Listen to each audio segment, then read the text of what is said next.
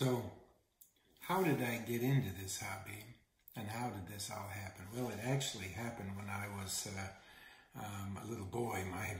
My mother and I walked into a toy store in Santa Monica, Los Angeles, and that's when I first saw it. But actually, you have to back up a little bit. About a year earlier, at Christmas time, my father gave me a book on the American Civil War by American Heritage. And it had these absolutely fantastic, like, battle maps inside that you would fold out and you could see the entire battle of Antietam or Bull Run with little teeny weeny soldiers, you know, like in regiments and moving. And it fascinated me. I used to stare at those maps for hours, it seemed like.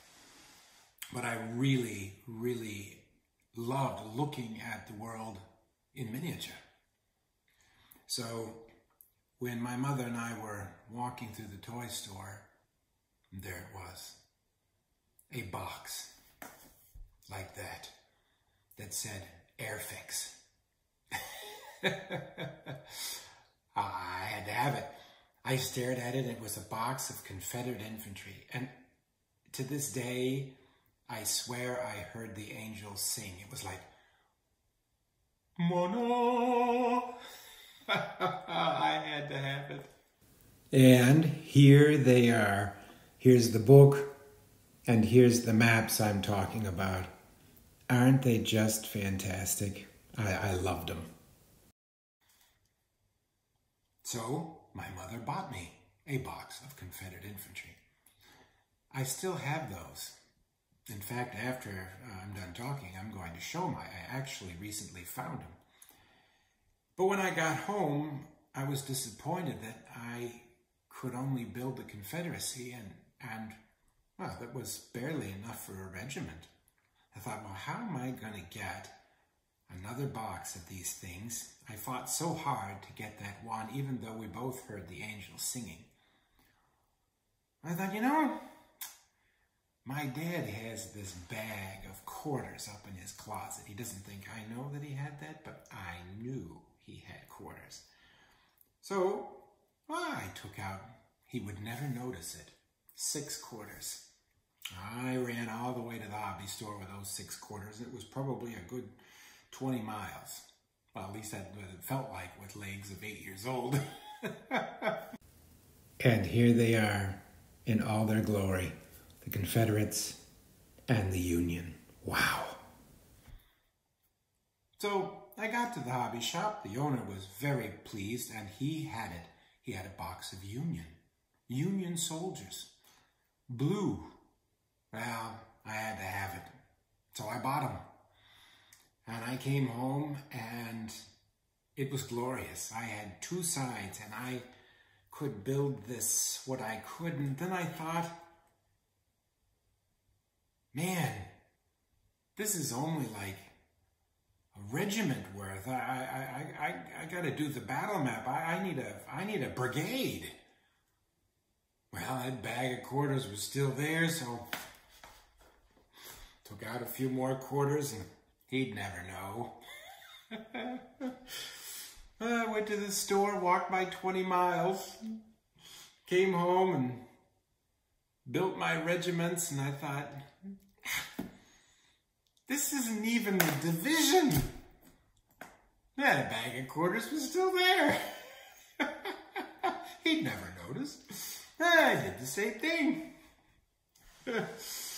Came back, had my division out there. Oh, it was wonderful. I put them on little stands and everything. Not even knowing about wargaming. I had them on stands and everything. He'd never notice. But then, you know, little minds don't think like that, do they? You know what I did? I said, I couldn't stand it anymore. I said, Dad, look what I've got. Look, the book you bought me, that's it. Look, Antietam. Look, this is the sunken road, and these are the corps attacking and everything. Isn't this cool? And he he said, "Well, that's nice, son. Didn't your mom buy you a box of these soldiers?" I said, "Yeah. Did I show you the book you bought me? Isn't this a cool book?" He says, "Where did you get all these soldiers there, son?" I'm like, "Oh, well, I couldn't say they grew. I couldn't say that Andrew, my neighbor, gave them to me. Oh, I was caught. Oh, I was really caught." I said, "Well, the quarters in your room." And he said, "You mean my silver quarters?" I did so much yard work for the next year, I became a master gardener by the time of 10 years old. Look, here they are painted, even organized, and I knew nothing about wargaming at the time. I just painted with all I had in my whole soul, and I actually found them. Here they are. Well, I still have those soldiers today. Didn't take them away from me, but boy, did I have to work. But I had Airfix. That was all I needed, and I painted them too. Painted them just like in the book. That's my story, how I got hooked. And well, the collection has been growing ever since, but not Airfix. Not Airfix.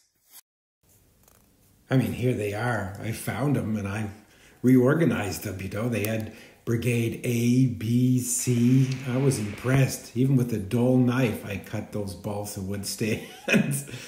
But here they are. Look at that nasty paint job. And they're chipped and they're old, but they were mine. I would play with them and shoot rubber bands at them and organize them. And anyway, I was pretty pleased when I found them. I mean, most people can't show their collection that they had, but that's them. Those are the Confederates, and the Union are buried underneath. I think I'll have to dig through here to see if I can find them. But oh, I had so much fun as a kid. Look at that. I didn't even know how to keep the paint on these things. They chipped through the years, and I don't know. I loved them back then, and I still look at them and remember the days when I painted with a Q-tip.